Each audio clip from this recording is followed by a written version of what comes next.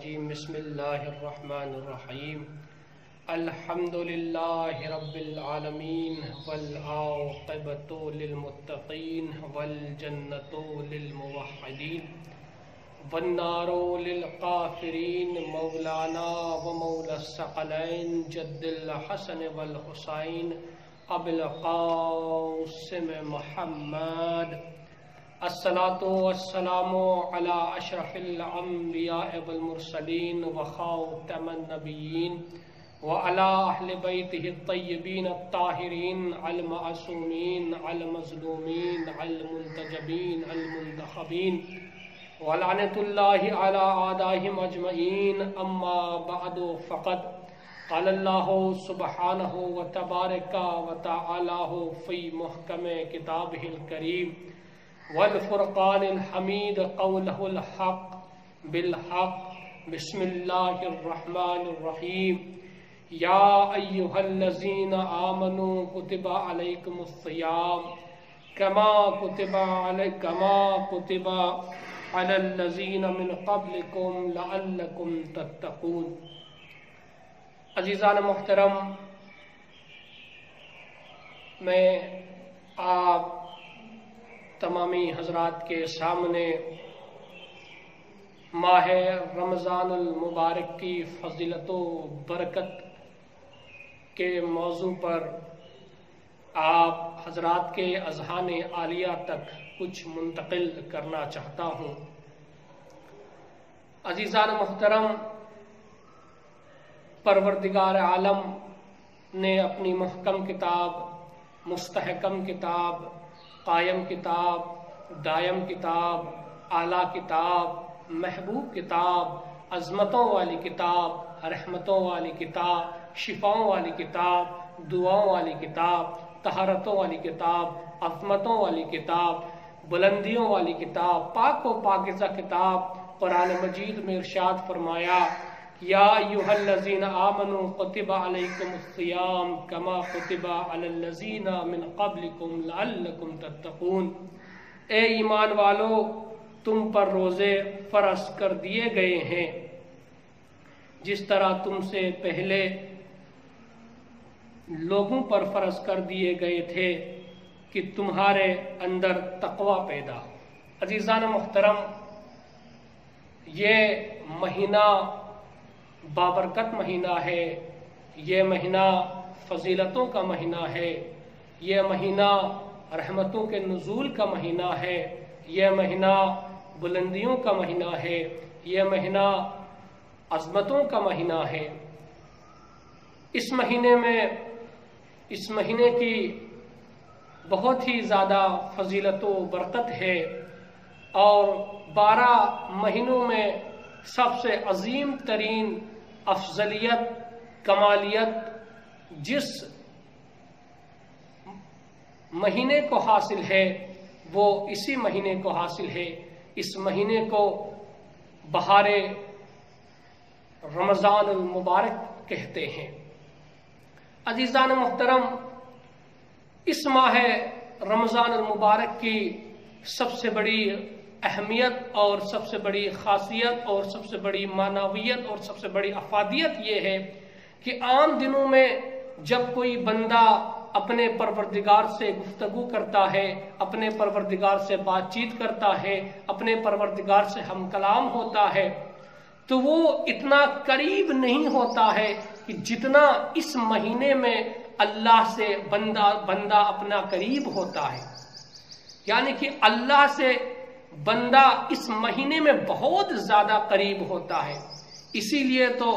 پروردگار عالم نے کہا کہ تم اس مہینے کے توسل سے مجھ سے مانگو، میں آپ کی دعاؤں کو مستجاب کروں گا، میں آپ کی حاجتوں کو روا کروں گا۔ اور پروردگار عالم نے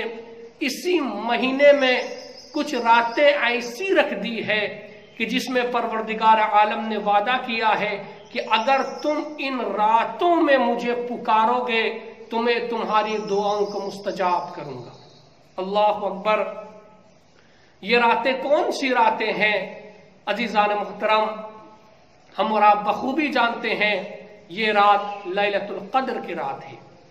یہ رات 1000 راتوں سے افضل ہے شب قدر کی راتیں، لیلۃ القدر کی رات۔ تو اس رات میں پروردگار عالم نے کہا کہ تم ساری رات جاگ کر مجھے پکارو تو میں آپ کی دعا کو ضرور مستجاب کروں گا۔ عزیزان محترم، روزہ ماہ رمضان المبارک کی فضیلت اور برکت مجھ جیسے ادنا سا طالب علم کیا بیان کر سکتا ہے، لیکن جو کچھ میں نے پڑھا ہے، میں نے مطالعہ کیا ہے اور اپنے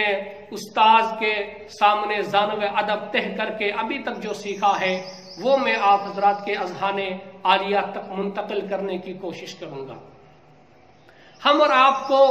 حتی الامکان یہ کوشش کرتے رہنا چاہیے کہ ہم اس مہینے میں زیادہ سے زیادہ پروردگار عالم کی عبادت کریں اور اپنے گناہوں کی مغفرت کی پروردگار عالم سے دعا کریں۔ ہم خوش قسمت لوگ ہیں کہ ہمیں پھر ایک مرتبہ ماہ رمضان المبارک فضیلتوں کے مہینہ ہم لوگوں کو شرف حاصل ہوا کہ ہم اس ماہ رمضان المبارک میں روزے رکھیں اور اللہ کی عبادت کریں۔ اور اس مہینے کی سب سے بڑی خاصیت یہ ہے کہ اگر کوئی بندہ خدا عام دنوں میں ایک پورے قرآن کی تلاوت کر کے اسے مکمل کر دیتا ہے اور وہی بندہ ماہ رمضان المبارک کو قرآن مجید کی ایک آیت کی تلاوت کرتا ہے تو اس کا ثواب پورے قرآن کے ختم ہونے کا جتنا ثواب ہے اتنا ثواب اس بندے خدا کو ملتا ہے۔ تو عزیزان محترم، آپ سوچیں، آپ غور و فکر کریں، آپ تصور کریں کہ اگر ہم جیسے بندے گنہگار اگر ماہ رمضان المبارک میں پورے قرآن کی تلاوت کرتے ہیں تو ہمیں کتنا ثواب ملے گا، کتنا اجر ملے گا، جس کی کوئی حد و انتہا نہیں ہے۔ تو عزیزان محترم، حتی الامکان آپ زیادہ سے زیادہ اس ماہ رمضان المبارک میں اللہ کی عبادت کریں، تلاوت کلام پاک زیادہ سے زیادہ تلاوت کلام پاک کریں اور پروردگار عالم سے اپنے گناہوں کی مغفرت کے لیے دعا کرے، ساتھ ہی ساتھ اپنے مرحومین کے لیے مغفرت کی دعا کرے، کیونکہ پروردگار عالم نے یہ وعدہ کیا ہے کہ تم لیلۃ القدر میں مجھے پکارو، میں آپ کی دعاؤں کو مستجاب کروں گا۔ عزیزان محترم، روایت میں ملتا ہے کہ اگر کوئی انسان بندہ، اللہ کا محبوب بندہ جب پورے دن روزہ رکھتا ہے اور روزہ رکھنے کے بعد جب افطار کا وقت ہوتا ہے اور آذان ختم ہونے کے بعد جب اللہ کی بارگاہ میں وہ اپنا روزہ کھولتا ہے تو روایت میں ملتا ہے کہ روزہ کھولنے سے پہلے اگر کوئی بندہ خدا مجھ سے کچھ طلب کرتا ہے، مجھ سے کچھ مانگتا ہے تو میں اس کی دعا کو ضرور قبول کرتا ہوں، میں اس کی دعا کو ضرور مستجاب کرتا ہوں۔ تو عزیزان محترم، روزہ کسے کہتے ہیں؟ عام طور سے روزے کی جو ڈیفینیشن کی جاتی ہے کہ صبح کی اذان سے لے کر مغرب تک کھانا پینا وغیرہ چھوڑ دینا، اسے روزہ کہتے ہیں۔ نہیں عزیزان محترم، صحیح معنوں میں اگر ہم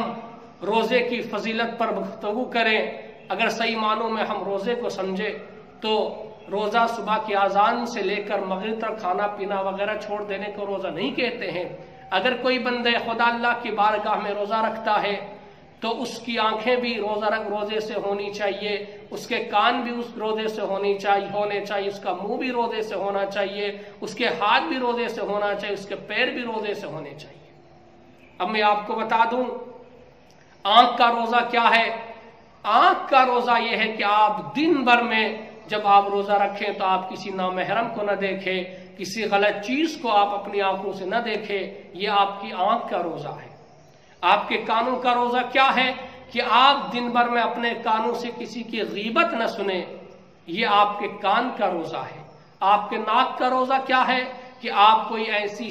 شے کو، ایسی چیز کو نہ سونکے کہ جس سے آپ کا روزہ باطل ہو۔ یہ آپ کے کان کا روزہ ہے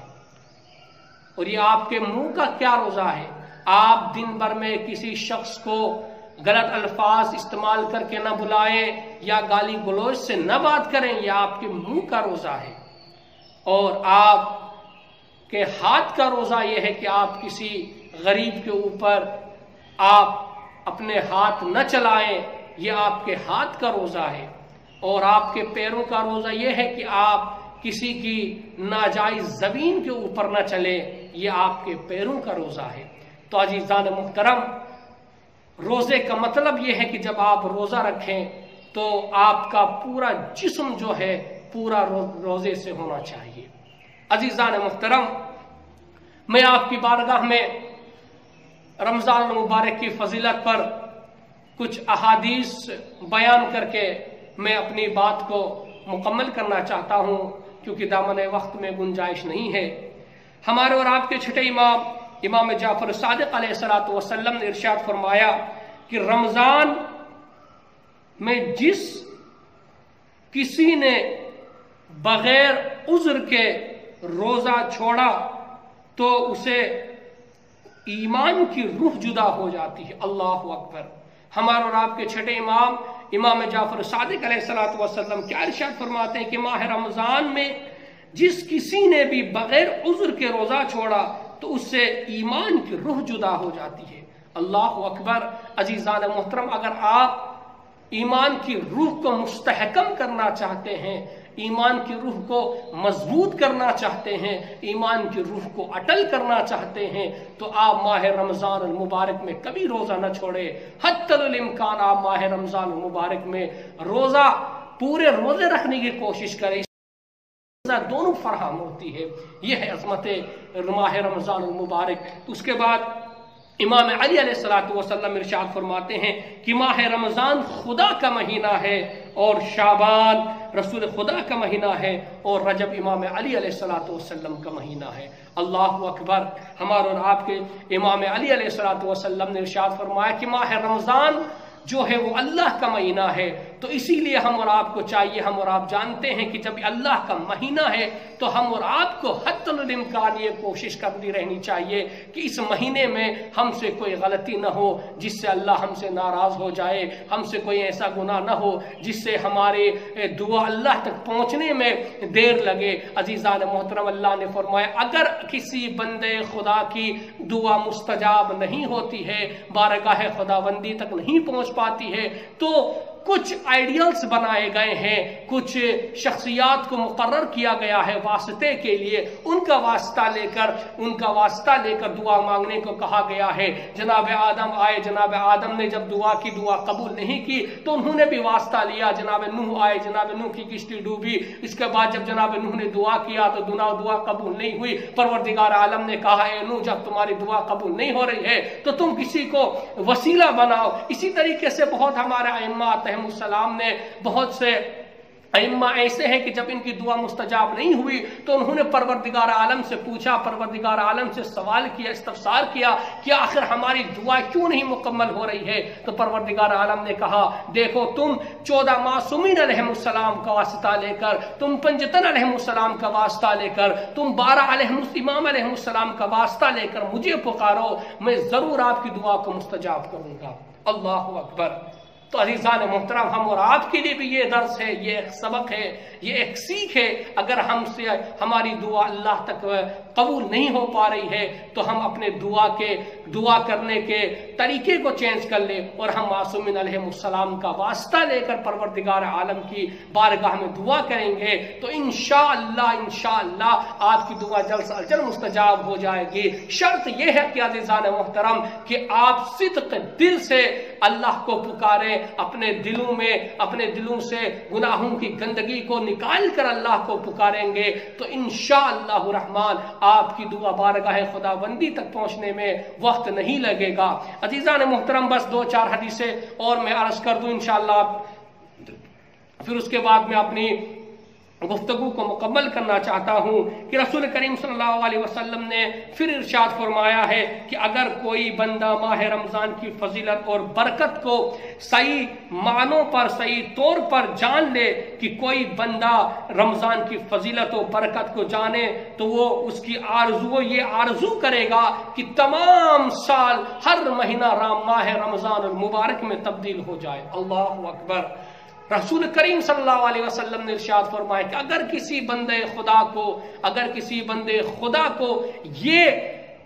پتہ ہو کہ اس کی فضیلت پتہ ہو، ماہ رمضان المبارک کی اہمیت پتہ ہو، اس کی معنویت پتہ ہو، اس کی افادیت پتہ ہو، اور وہ جانے تو وہ اللہ سے یہی دعا کرے گا کہ پروردگار ہر مہینہ ہمارے لیے ماہ رمضان المبارک قرار دے۔ اللہ اکبر۔ عزیزان محترم، یہ ہے فضیلت ماہ رمضان المبارک کی۔ پھر اس کے بعد ہمارے اور آپ کے امام علی رضا علیہ الصلوۃ والسلام ارشاد فرماتے ہیں کہ جس نے بھی رمضان المبارک کے مہینے میں ایک آیت کی تلاوت کا شرف حاصل کیا، ایسا ہی ہے کہ جیسے اس نے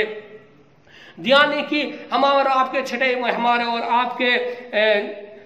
چھٹے امام جعفر صادق علیہ السلام ارشاد فرماتے ہیں کہ اگر کوئی بندے خدا نے ماہ رمضان المبارک میں ایک بھی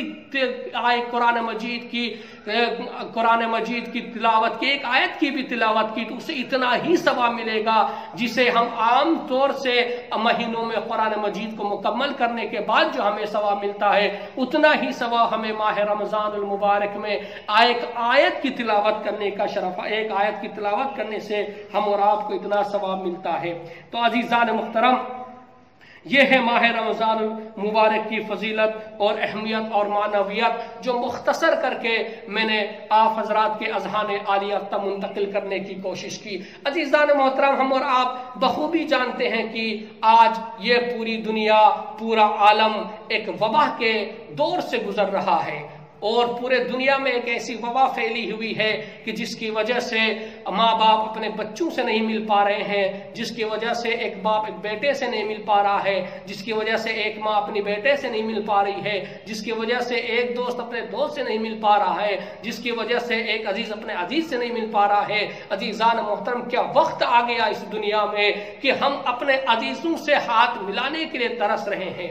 اللہ اکبر۔ ہم نے کبھی بھی اپنے ذہنوں کے قرطاس میں یہ نہیں سوچا ہوگا کہ ایک وقت ایسا آئے گا کہ ہمیں اپنے کمروں میں بند ہونا پڑے گا۔ مجھے یاد آتا ہے کہ امام علی علیہ السلام نے امام علی علیہ السلام کے ایک قول مجھے یاد آیا کہ امام علی علیہ السلام نے ارشاد فرمایا تھا، دنیا میں ایک وقت ایسا آئے گا کہ ہمیں اپنے کمروں میں بند ہو کے رہنا پڑے گا۔ تو عزیزان محترم، وہ وقت، وہ زمانہ ہم دیکھ رہے ہیں، آپ دیکھ رہے ہیں کہ پوری دنیا بند کمرے میں ہے، آپ دیکھ رہے ہیں پوری دنیا بند کمرے میں قید ہے، اور قید ہونے کے بعد اپنی اپنی فریاد کسے سنائے ان کی کچھ سمجھ میں نہیں آتا ہے۔ تو عزیزان محترم، ہم اور آپ یہ دعا کریں، خصوصاً ماہ رمضان المبارک کا واسطہ لے کر دعا کریں، خصوصاً شب قدر کا واسطہ لے کر دعا کریں کہ پروردگار جلد از جلد اس وبا کو اس دنیا سے خاتمہ کر دے، تاکہ جو اپنے عزیزوں سے نہیں مل پائے ہیں وہ اپنے عزیزوں سے جا کے ملے، جو ماں اپنے بیٹے سے نہیں مل پا رہی ہے وہ جا کے اپنے بیٹے سے ملے، جو باپ اپنے بیٹوں سے نہیں مل پا رہے ہیں وہ جا کے اپنے بیٹوں سے ملے، کیونکہ ماہ رمضان المبارک کی فضیلت ہے۔ اس مہینے میں انشاءاللہ الرحمن آپ دعا کریں گے تو ہم اور آپ کی دعا ضرور بضرور اللہ کی بارگاہ میں قبول ہوگی، مستجاب ہوگی۔ تو عزیزان محترم، ہم اور آپ کو مخصوصاً اس وبا کے لیے آپ تینوں شب قدر میں دعا کریں کہ اللہ اس وبا کو جلد از جلد دنیا سے مٹا دے، اور مولا ہم بہت ہی بے شرم، مولا ہم بہت شرمندہ ہیں، اب کی بار ہم آپ کے تابوت کو کاندھا نہیں دے پائے، مولا ہمیں معاف کر دیجئے گا، مولا ہم سے غلطی ہو گئی، مولا ہمیں معاف کر دیجئے گا، اب کی بار ہم آپ کے تابوت پر ایک پھول بھی چڑھا نہیں پائے، مولا ہم لوگوں کو معاف کر دیجئے گا، اب کی بار ہم آپ کے جنازے پر ماتم نہیں کر پائے، مولا ہمیں معاف کر دیجئے گا، اب کی بار ہم آپ کے جنازے پر ماتم نہیں کر پائے۔ ہاں عزیزو، آپ دیکھ رہے ہیں پوری دنیا میں ایک کوہرام برپا ہے، جب 19 رمضان کو مولا علی کے سر پر ابن ملجم نے جب ضربت ماری مسجد کوفہ میں تو ایک کوہرام برپا ہو گیا، اور جب مولا علی کے چاہنے والوں نے مولا علی علیہ السلام کو اپنے گھر پہنچایا، جب گھر کے قریب پہنچے تو ایک مرتبہ مولا علی علیہ السلام نے اپنے بیٹے امام حسن اور امام حسین سے کہا کہ بیٹا ان سے کہہ دو کہ آپ لوگ چلے جائیں، اگر میں گھر میں داخل ہو جاؤں گا تو میری مائیں بہنیں زور و قطار سے رونے لگیں گی، میں یہ نہیں چاہتا ہوں کہ کوئی نامحرم میری مائیں بہنوں کی آوازیں سنے۔ اللہ اکبر! جب ایک مرتبہ جب اپنے بیٹوں نے امام علی کا جنازہ گھر میں پہنچا دیا تو ایک کوہرام برپا ہوا، تمام بیبیاں مولا علی کے سرہانے آ کے ماتم کرنے لگی، گریہ کرنے لگی۔ ہاں عزادارو، وہ وقت بھی قریب آیا جب مولا ہمارے اور آپ کے مولا اس دنیا سے رخصت ہونے والے تھے۔ عزادارو، کتنی اذیت ہوئی ہوگی میرے مولا کو جب ابن ملجم نے زہر سے ڈوبی ہوئی کہ تلوار سے میرے مولا کے سر پر وار کیا ہوگا۔ عزیزو،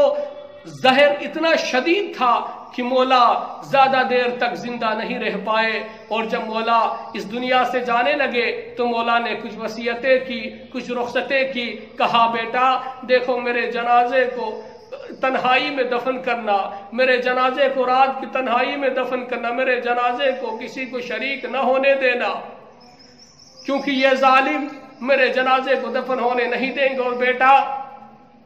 میری قبر پہلے سے ہی بن چکی ہے، آپ میرے جنازے کو ایک اٹھنی پر رکھ دینا، اور جہاں پر یہ اٹھنی رکے مجھے وہیں پر روک دینا۔ عزادارو، جب مولا اس دنیا سے چلے گئے تو ایک مرتبہ جب مولا اس دنیا سے چلے گئے تو امام حسن اور امام حسین، ان کے اقربا، امام حسین نے مولا علی کے جنازے کو لے کر چلتے راستے میں جو مولا نے کہا تھا وہی ہوا کہ اٹھنی رکی۔ ایک مرتبہ جب اٹھنی جہاں رکی تو دیکھا کہ وہاں سے قبر نمودار ہوئی۔ امام حسن اور امام حسین نے مولا علی کو